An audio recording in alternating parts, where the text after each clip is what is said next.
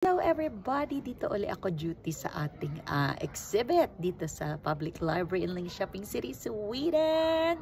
Okay, may challenge ako sa inyo. Ang ating Tagalog tongue twister. Natin, handa ka na ba?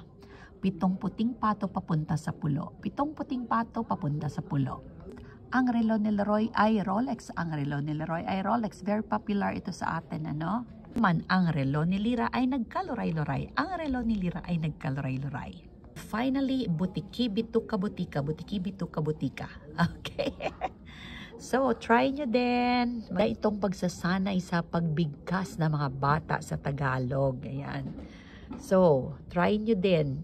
Mga kababayan dito sa Linköping, Sweden, pwede pa kayong humabol. Anyway, until week 9 pa naman ito dito sa Public Library, Linköping City, Sweden. Ayan. Have a great day. Ingat lagi and God bless.